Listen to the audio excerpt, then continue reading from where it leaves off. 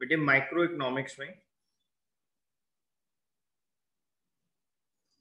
बहुत important chapter है cost.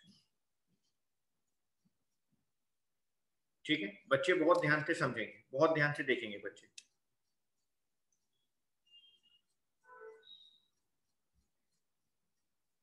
बेटे किसी भी प्रोडक्ट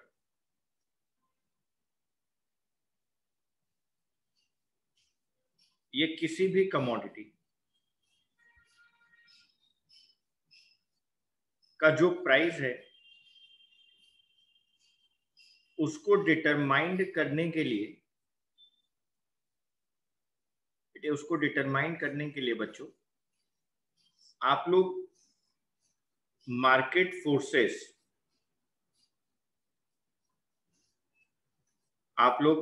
फोर्सेस का सहारा लेते हैं।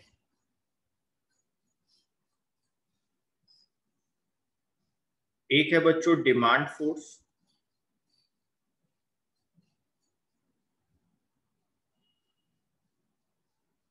और एक है बच्चों सप्लाई फोर्स।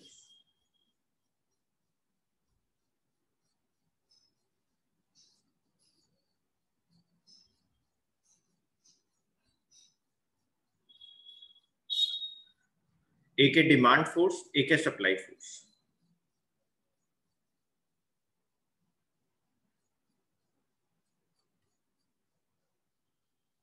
बेटे ये डिमांड कर्व है डाउनवर्ड स्लोपिंग,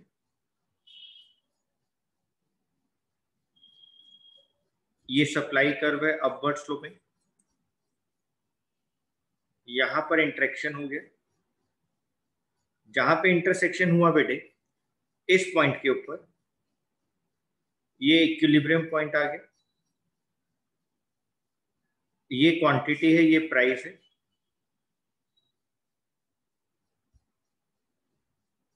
तो ओपी प्राइस है,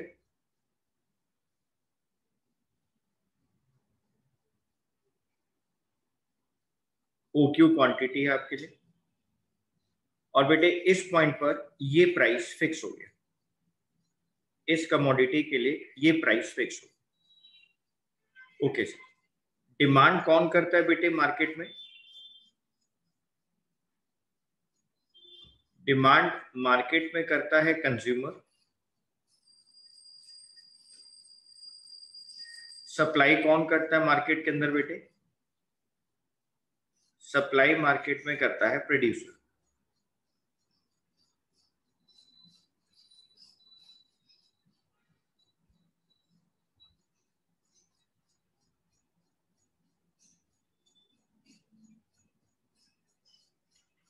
डिमांड करता है कंज्यूमर, सप्लाई करता है प्रोड्यूसर। ओके सर, बेटे आप बहुत ध्यान से समझना। कंज्यूमर किसी भी कमोडिटी के लिए,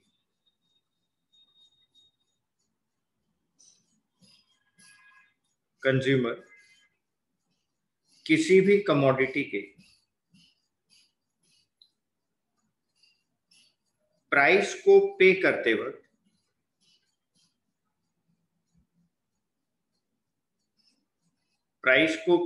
वक्त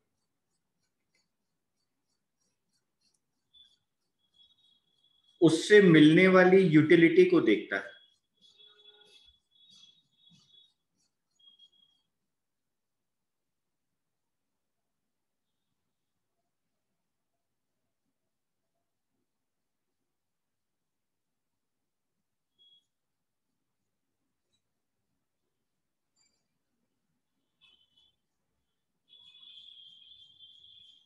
उससे मिलने वाली यूटिलिटी को देखता है।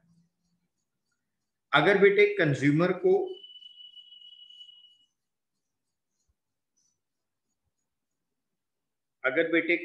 को यूटिलिटी ज्यादा मिलती है,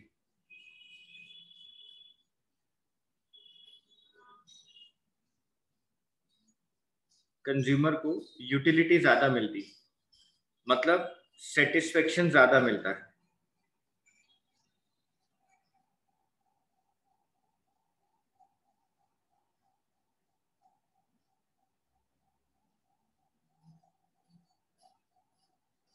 सेटिस्फेक्शन ज्यादा मिलता है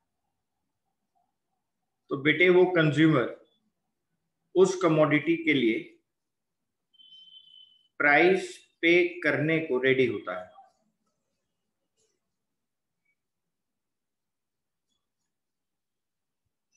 अगर उस कंज्यूमर को यूटिलिटी मिल रही है बेटे, सेटिस्फेक्शन मिल रहा है और वो खुश है कि नहीं मेरे को वो कमोडिटी जो है उसको कंज्यूम करने के अंदर बहुत सेटिस्फेक्शन मिलता है और मैं खुश हूं बेटे, कंज्यूमर को बहुत मजा आ रहा है कि नहीं नहीं साहब, मेरे को तो वो कंज्यूमर जो है उस कमोडिटी को कंज्यूम करके कहता है मेरे को बहुत ज्यादा यूटिलिटी मिल रही है, मेरे को बहुत ज्यादा सेटिस्फेक्शन मिल रहा है, मुझे कोई प्रॉब्लम नहीं बेटे। कंज्यूमर उसके लिए प्राइस पे करने के लिए रेडी रहेगा। कंज्यूमर बेटे प्राइस पे करने के लिए हमेशा रेडी होता है और हमेशा रेडी रहेगा। ठीक है सर। ऐसे बेटे जो प्रोड्यूसर है मार्केट में वो कितनी कमोडिटी की यूनिट्स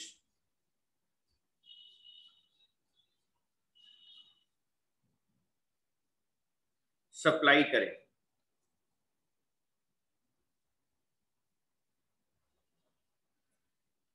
वो मार्केट में कितनी कमोडिटी की यूनिट सप्लाई करे, ये इस बात पे डिपेंड करेगा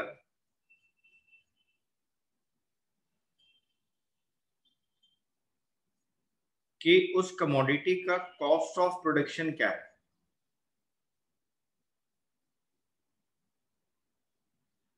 यानी वो कमोडिटी की कॉस्ट क्या है। Okay sir. तो बेटे supply of commodity is determined by their respective cost of production. किसी भी कमोडिटी की सप्लाई, किसी भी कमोडिटी की यूनिट्स की सप्लाई इस बात पे डिपेंड करती है, इस बात पे डिपेंड करती है कि उसकी कॉस्ट ऑफ प्रोडक्शन क्या है। इस बात पे डिपेंड करता है कि उसकी कॉस्ट ऑफ प्रोडक्शन क्या है। ओके सर, उसकी कॉस्ट ऑफ प्रोडक्शन क्या है इस बात पे डिपेंड करता है। तो हमें इस चैप्टर के अंदर बेटे, हमें इस चैप्टर के अंदर इसी बात को पढ़ना है कि इस कॉस्ट को कैसे कैलकुलेट किया जाता है और इस कॉस्ट के क्या क्या मायने हैं। हम कौन कौन सी कॉस्ट, अलग अलग तरीके की कॉस्ट इस चैप्टर के अंदर पढ़ने वाले। Okay sir. तो अभी तक की गई बातों को हम लोग एक बार लिख लेते हैं बेटे आसान भाषा में। ठीक है sir.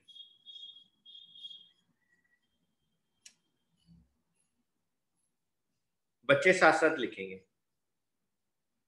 The forces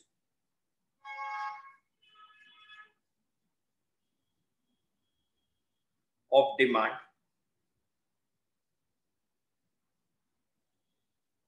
and supply determine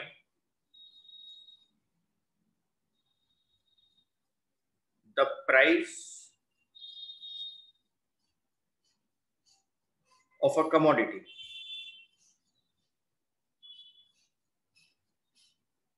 in a free, competitive market. The forces of demand and supply determine the price of a commodity in a free competitive market. Further,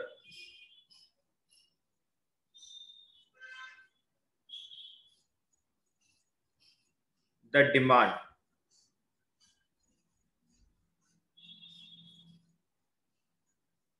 for a commodity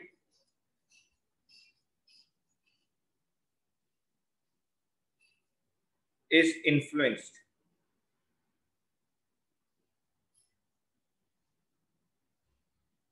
by its utility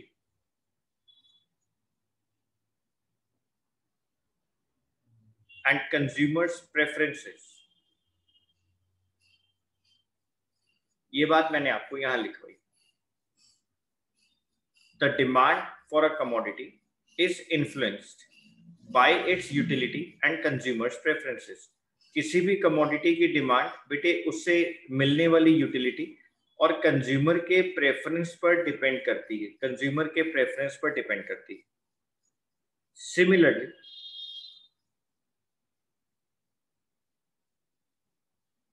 Similarly,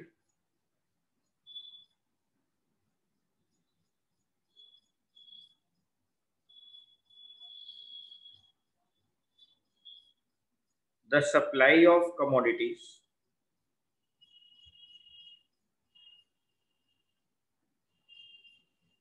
is determined by their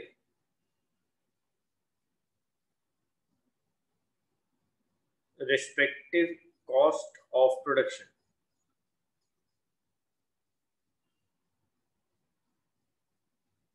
Hence, the knowledge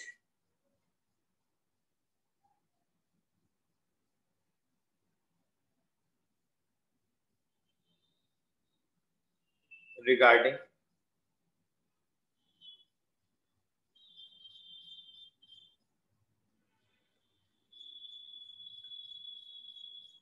the cost of production is essential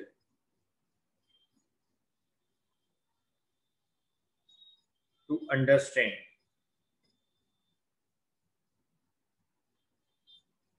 the supply.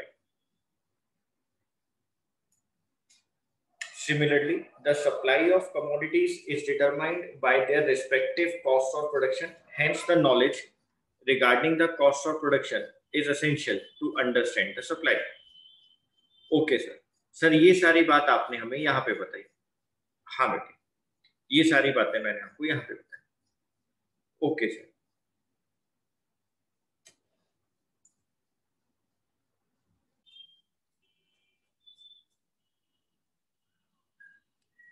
बेटे आगे चलेंगे हम लोग. अब हम लोग economics के अंदर देखेंगे मीनिंग ऑफ कॉस्ट.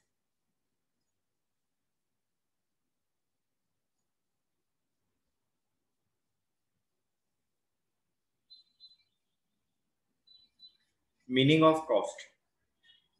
आप बहुत ध्यान से पहले मेरी बात को समझना.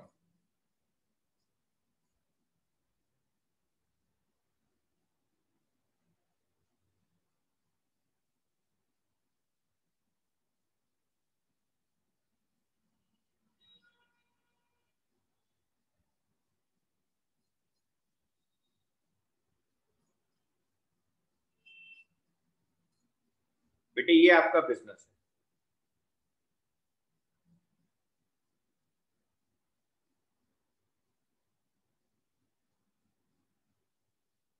बेटे ये आपका बिजनेस है. ठीक है. मान लो आपके बिजनेस के अंदर आप लोग पेन की प्रोडक्शन करते हैं.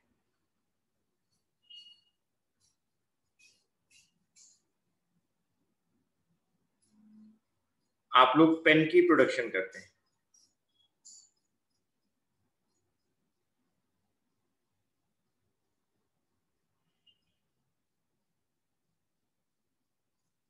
मतलब बेटे आप लोग पेन को प्रोड्यूस करते हैं. ठीक है. बेटे पेन को प्रोड्यूस करने में, पेन की प्रोडक्शन करने के लिए आपने क्या करा? आपने अपने यहाँ पर लेबर को एम्प्लॉय किया. ये लेबर आ गई बेटे आपके पास.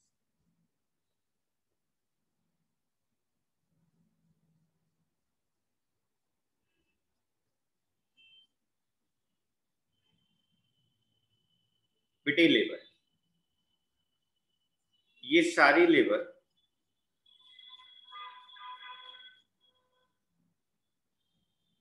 प्रोडक्शन कर रही है.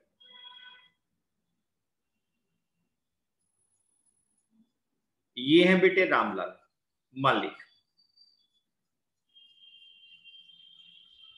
ये ऑनर है बेटे. ठीक है. ये रामलाल साहब इन सारी लेबर को, ये जो लेबर यहाँ काम कर रही हैं बेटे, ये रामलाल साहब इन सारी लेबर को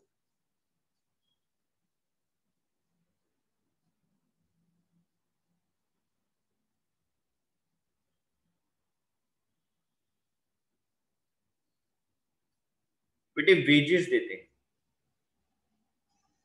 वेजेस पेड करते हैं।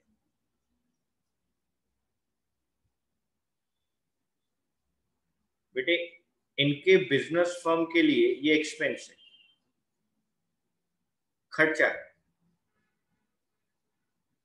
आप सब लोग कॉमर्स के विद्यार्थी हैं, आप लोग आराम से समझ गए कि हाँ सर ये तो सारे एक्सपेंस है, ये हमारे लिए खर्चा है कि हम वेजेस पे कर रहे हैं। जब आप बेटे इन सारी लेबर को वेजेस पे कर रहे हो तो वो आपके लिए एक्सपेंस है बेटे, आपके लिए खर्चा है। ठीक है, ये सारी लेबर बाहर से आती है, फैक्ट्री में एंट्री करती है, फैक्ट्री के अंदर काम करती हैं, बेटे फिर घर चले जाते हैं। आप इनको डेली वेजेस पे कर देते हैं, आप वीकली वेजेस पे कर दो, मंथली वेजेस पे कर दो, लेकिन आप इनको वेजेस पे कर देते हैं। आप इनको काम करने के बदले में वेजेस पे कर रहे हैं। बेटे इकोनॉमिक्स में ऐसी कॉस्ट को कहा जाता है एक्सप्लिसिट कॉस्ट। आप वो पैसा बेटे जो आउटसाइडर्स को पे किया जाता है, वो अमाउंट बच्चों जो आउटसाइडर्स को पे किया जाता है, उसको एक्सप्लिसिट कॉस्ट कहा जाता है।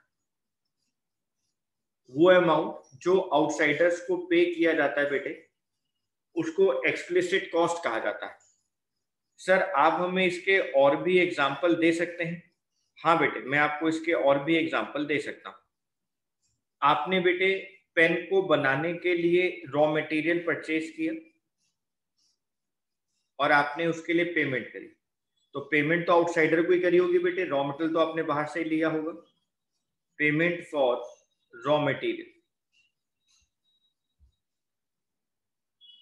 बेटे आपकी फैक्ट्री में मशीनें चलती हैं, मशीनों को चलाने के लिए आप इलेक्ट्रिसिटी पावर का यूज कर रहे हैं, तो आप पावर के लिए बेटे पैसा दे रहे हैं इलेक्ट्रिसिटी डिपार्टमेंट को। आप बेटे वेजेस पे कर रहे हैं हायर्ड वर्कर्स को,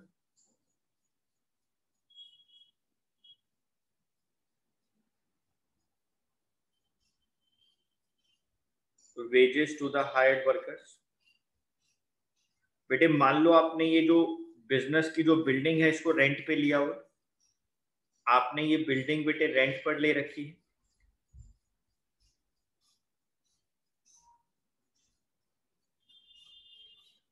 आपने ये बिल्डिंग रेंट पर ली है, तो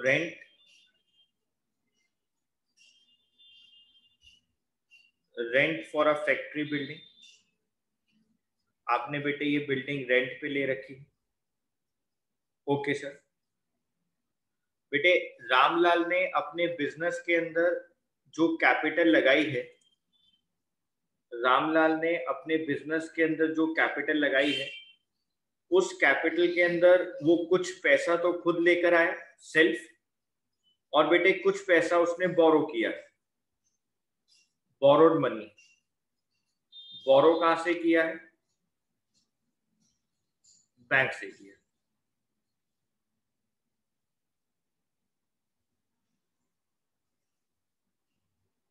कुछ पैसा तो सेल्फ है और कुछ पैसा बोरो किया गया है बैंक से। तो जो पैसा बैंक से बोरो किया हुआ है उसके ऊपर वो इंटरेस्ट पे कर रहा है, interest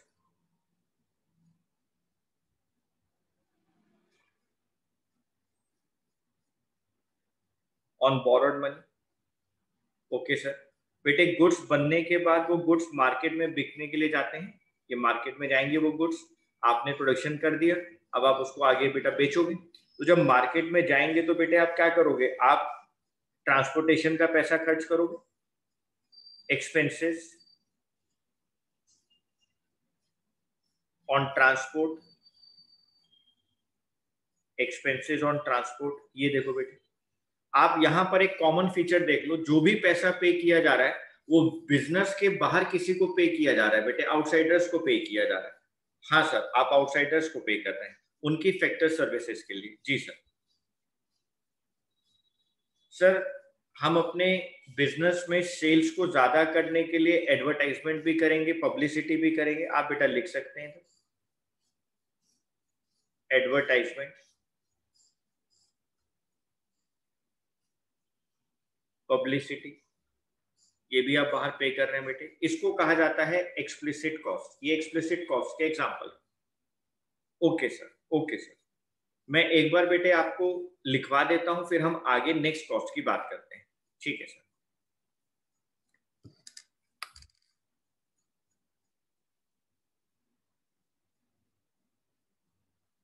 actual payments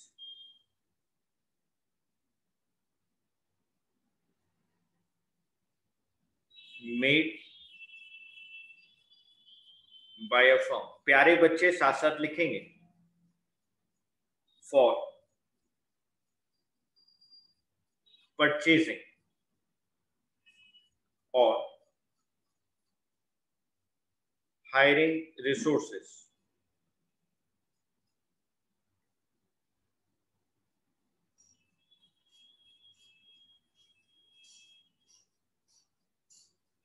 are called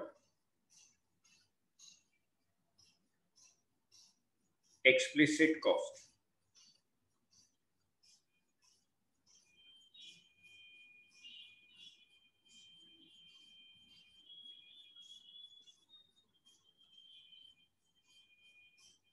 Explicit costs are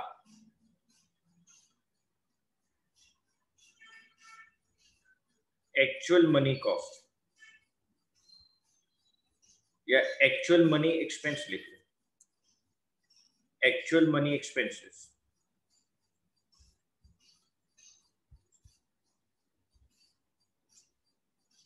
directly incurred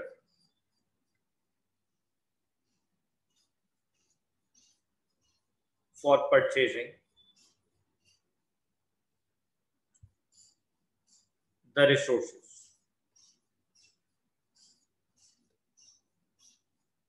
For purchasing the resources. These are the costs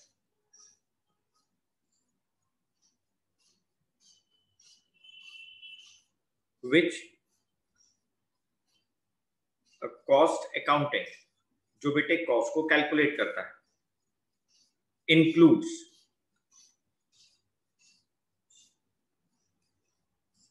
under the head expenses of the firm.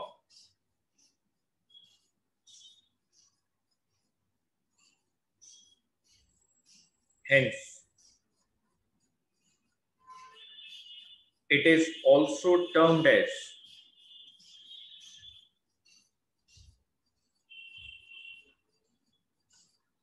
accounting cost.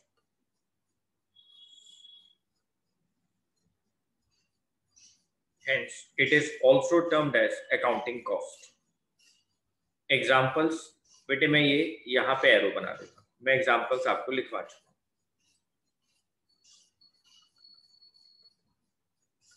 Examples हमने आपको लिखवा दिए।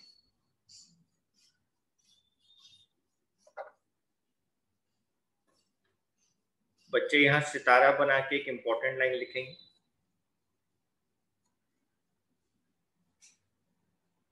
These costs are recorded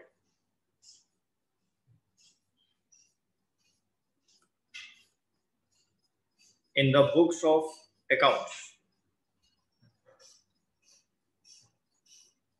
and therefore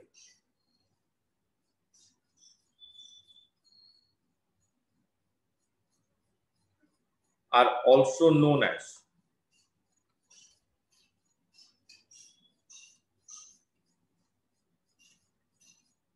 accounting cost.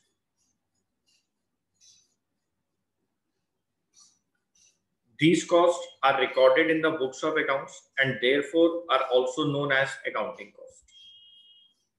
Okay sir. बेटे अब मैं आपसे ये कहता हूं कि रामलाल साहब ने, ये जो रामलाल साहब है जो ऑनर है बेटे, रामलाल साहब ने अपने बिजनेस में कोई भी मैनेजर नहीं रखा हुआ। बिजनेस को मैनेज करने के लिए कोई भी मैनेजर नहीं रखा। बेटे रामलाल साहब अपने बिजनेस में खुद एक्ट करते हैं, खुद एक्ट करते हैं एज अ मैनेजर। रामलाल साहब अपने बिजनेस के अंदर बेटे खुद एक्ट करते हैं एज अ मैनेजर। वो एज अ मैनेजर खुद यहाँ पे काम करते हैं, किसी को नहीं रखा हुआ बेटे। यानी सर अगर ये किसी को यहाँ पर एज अ मैनेजर अपॉइंट करते तो उसको सैलरी पे करनी पड़ती। अब रामलाल साहब तो खुद ही अपने बिजनेस में एज अ मैनेजर काम कर रहे हैं, तो सर क्या वो अपने आप को सैलरी दे रहे होंगे? हाँ बेटे, आप सब लोग कॉमर्स के अकाउंट्स के विद्यार्थी हैं, आपको पता है कि business and businessman are two different entity. तो रामलाल साहब अगर अपने बिजनेस में एज अ मैनेजर काम कर रहे हैं, अपनी फर्म में एज अ मैनेजर काम कर रहे हैं, तो बेटे उनकी बिजनेस फर्म उनको सैलरी पे कर रही है। सर लेकिन ये तो रामलाल को खुद ही मिल गई, बिजनेस तो इन्हीं का ही है, किसी आउटसाइडर को तो नहीं दिया गया। हाँ बेटे कोई प्रॉब्लम नहीं है, रामलाल को खुद मिल गया उसकी मेहनत का पैसा एज अ मैनेजर। बिजनेस के बाहर आउटसाइडर को नहीं मिला, लेकिन रामलाल को एज अ ऑनर खुद मिल गया। तो सर इसको क्या बोलते हैं बेटे? इसको कहते हैं हम लोग इम्प्लिसिट कॉस्ट। तो बेटे वो अमाउंट जो इंटरनली बिजनेस में जनरेट होता है और इंटरनली ऑनर को खुद मिल जाता है, वो अमाउंट जो बिजनेसमैन को खुद उसका बिजनेस फर्म पे कर देता है बेटे, उसको कहा जाता है इम्प्लिसिट कॉस्ट। मैंने आपसे कहा था ये बिल्डिंग रेंट पर ली गई है, तो जब उसका रेंट आउटसाइडर को पे किया गया तो एक्सप्लिसिट कॉस्ट। मान लो मैं एग्जांपल नंबर 2 में कहता हूं ये बिल्डिंग रामलाल की, और रामलाल ने अपनी इस बिल्डिंग को यूज कर रखा है अपने बिजनेस। बेटे हम ये मानते हैं एग्जांपल नंबर 2 में कि ये बिल्डिंग रामलाल की है बेटे, Ramlal owned the building, Ramlal की खुद की बिल्डिंग है बेटे, ये रामलाल की खुद की बिल्डिंग, और रामलाल बेटे इस बिल्डिंग को यूज कर रहा है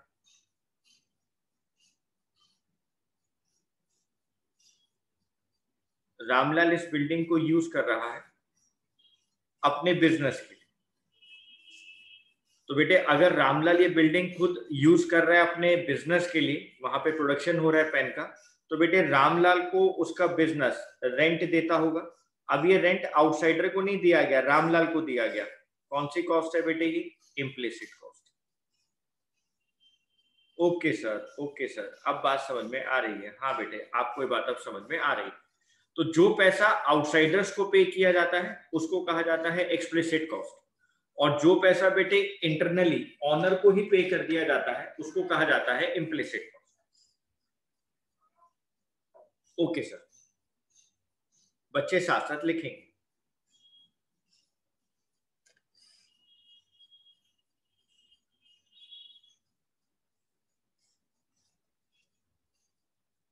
implicit cost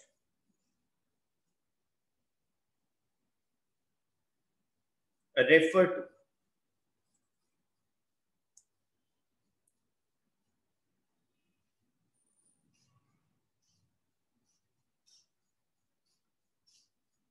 the imputed cost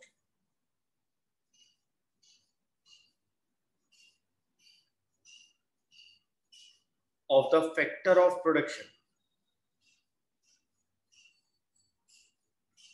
owned by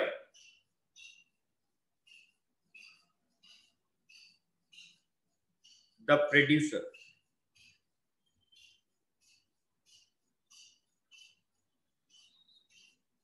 himself।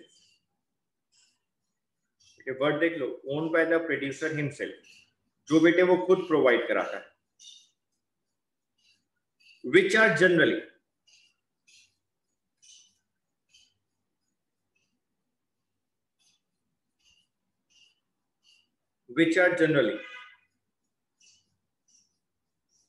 Left out, जिसको छोड़ दिया जाता है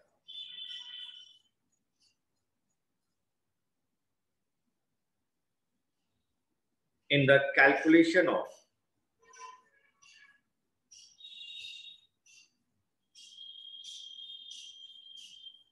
the expenses of the firm।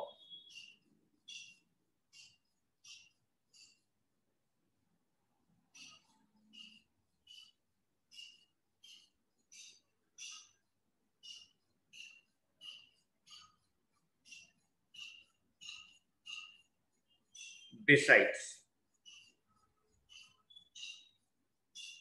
purchasing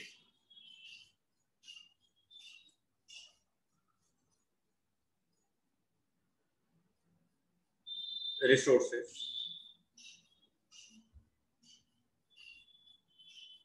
from other firms,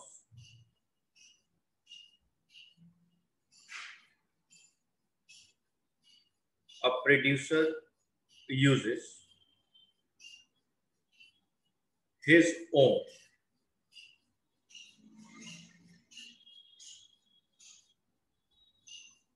factor services.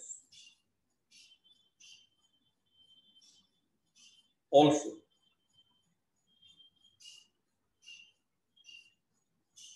in the process of production,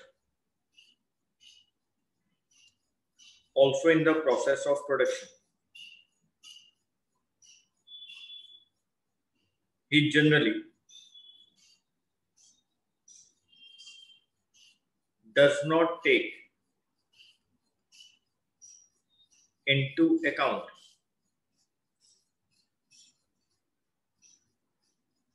the cost of his own factors while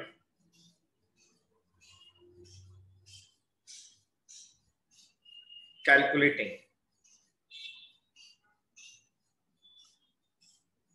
the expenses of the firm.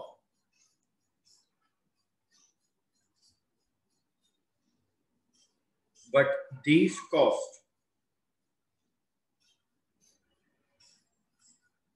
should definitely be taken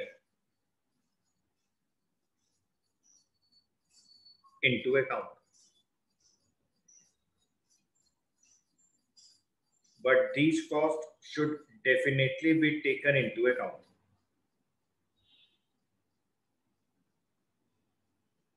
The cost of using such factor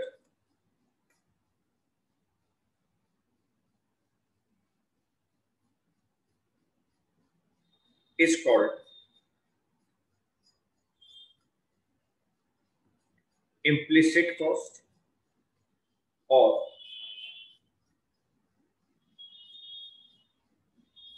imputed cost.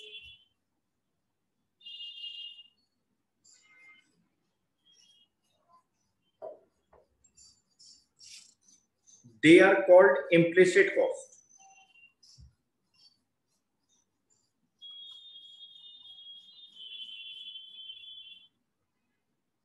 They are called implicit cost because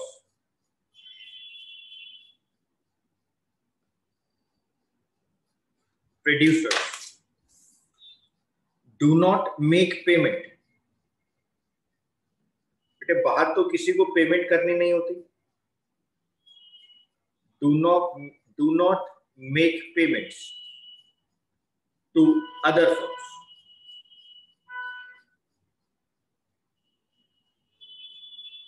For them. इसलिए इसको implicit cost कहा जाता है. For example, जो मैंने आपको ऊपर समझाया मैं वही example लिखवाऊंगा. Rent of his own land. वो अपनी लैंड पर ही बिजनेस कर रहा है. इंटरेस्ट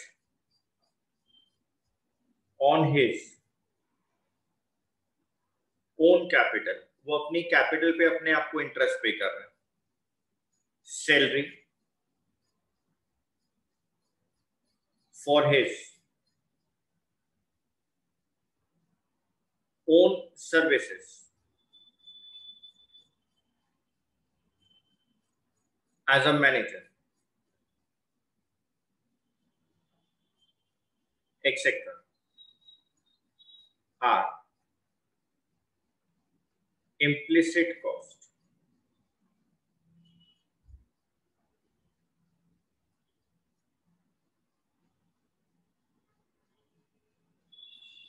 बस बेटे आपने दोनों के अंदर अगर डिफरेंस के मेन कड़ी को ढूंढना है, मेन पॉइंट को ढूंढना है, तो आपने हमेशा याद रखना है एक्सप्लिसिट कॉस्ट वो कॉस्ट होती है जिसकी पेमेंट आउटसाइडर्स को होती है, जिसकी पेमेंट आउटसाइडर्स को होती है।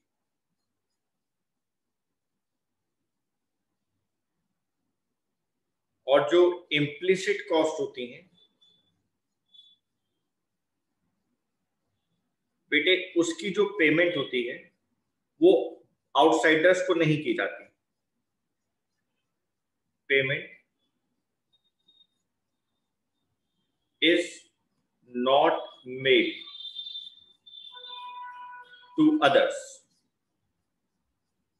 बेटे ये आउटसाइडर्स को, अदर फर्म्स को पेमेंट नहीं की जाती, इसलिए इम्प्लिसिट कॉस्ट होती है। और जो पेमेंट आउटसाइडर्स फर्म को की जाती है, आउटसाइडर्स को होती हैं, उन सबको हम लोग बोलते हैं एक्सप्लिसिट कॉस्ट। Okay sir,